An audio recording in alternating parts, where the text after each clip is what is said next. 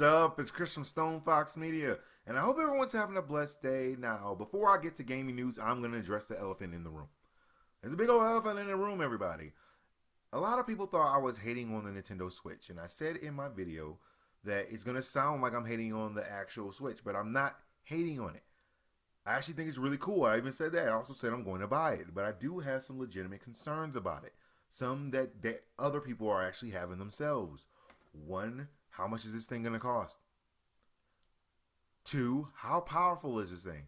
Even if you got the latest, greatest NVIDIA Tegra chip that they have inside of that thing, it still can only be as powerful as its limitations. It's not going to be as powerful as the new consoles that are coming out. Think about that for a second, everybody. Even if you got the latest, greatest, this thing is supposed to, somewhere in the range, and it's not confirmed yet, to catch up with the Xbox One, the original Xbox One, to catch up with it. That's what it's supposed to do. And we all know the Scorpio's coming out. We all know that the PlayStation Pro is coming out, what, in a couple of weeks? So if you're going to release in the middle of them, then you're going to be the weakest console of all of them, and you're coming out in between both of them? That's a concern, everybody. And you can overclock this thing and do everything you want to do to it, but you can't put a Corvette inside of a smart car. You can't put an engine of a Corvette into a smart car. You can't do it. You can't do it. Even if you wanted to, you can't do it.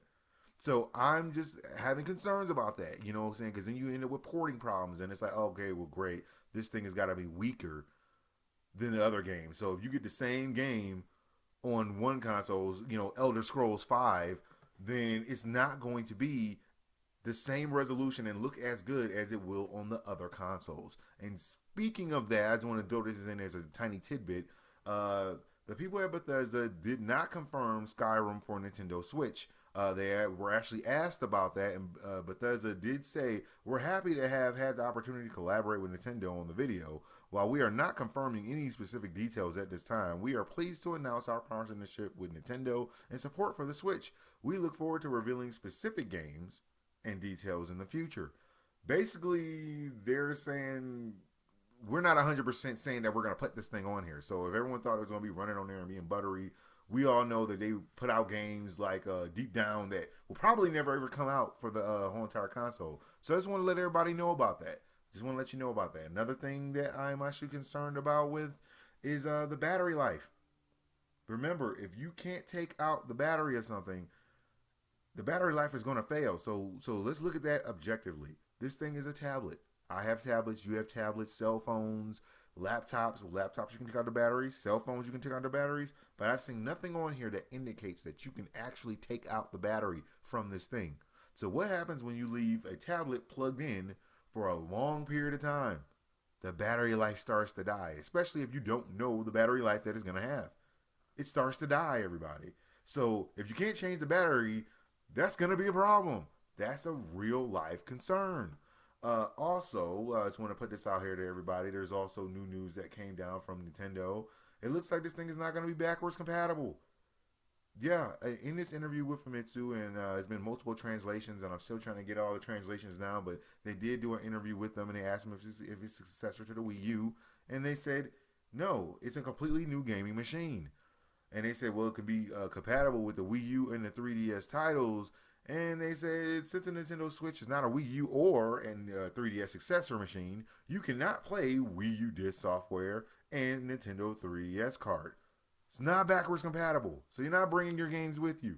Unless they find out some way to let you stream it or carry it all over. I don't know how they're going to figure that out. But yeah, another one that they came out with is, what is it going to come with? They said, hey, with the docking station, the Joy-Con, will it be shipped? Or basically, is it going to be in a package? And they said, concerning the product mix, it will be publishing again around the time before launch. But 2 is the Joy-Con, i.e. Joy-Con L, and Joy-Con R is a bundled plan. Think about this for a second, people. You're not going to get all the stuff that's in there. So what if it didn't come with the docking station? What if they came out with something else? Remember, the 3DS back in the day, they were like, you don't need a power cable for this. So what if it doesn't come with certain parts of this thing? Then you find yourself buying all these nitpicky things. That's a concern. It is. And they said they're going to give us the battery life at a later date. Now, those are my concerns with the Nintendo Switch. I'm not hating on it. It just has a lot of unanswered questions, and people are kind of worried about it. But we'll wait and see. So I'm being objective about this. I'm not hating on it. I'm going to get it. You know I'm going to get it. You know you're going to get it too. But yeah, this raises some concerns. And even the little tiny little nugget Joy-Con controllers, they're small. I wasn't trying to destroy them or get people not to buy a Nintendo Switch. I'm just acknowledging that the little controllers are like little tiny nugget controllers, and it's okay. Everyone likes chicken nuggets. We all like them, but they are tiny. They are tiny. But they do let you play separate with the actual controller from actually having to use a little Joy-Con thing. So, yay. Okay, I'm not hating on it. I'm just acknowledging that the little nuggets are small. They're small. They're small nuggets, everybody. They're small nuggets. But I like nuggets, especially with barbecue sauce. Sometimes honey, depending on how I'm feeling. Let's put that out there. Now, moving off from that news, and this is actually some news from Sony, it looks like they came out there and said that there will not be a PlayStation 4 Elite controller. We're never going to get one. You're never going to get one. They want to keep the PlayStation 4 as a single unified audience. Yeah, so basically they were asked in an interview with The Verge, and Mark Cerny did say that they wish to keep a unified audience, and splintering that with multiple controller options doesn't make sense. We want to keep PlayStation 4 as a single unified audience. We need to be quite careful to the enhancements we add to the controller, but it's not the sort of thing that's going to create have and have nots. Well, this is disappointing.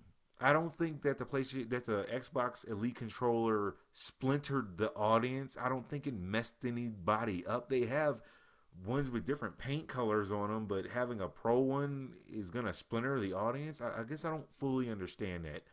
Okay, I think sometimes Sony can try and make everybody happy while not just saying, hey guys, this is going to be something really cool. You want to get it? That's awesome. I mean, the PlayStation VR isn't splintering the audience.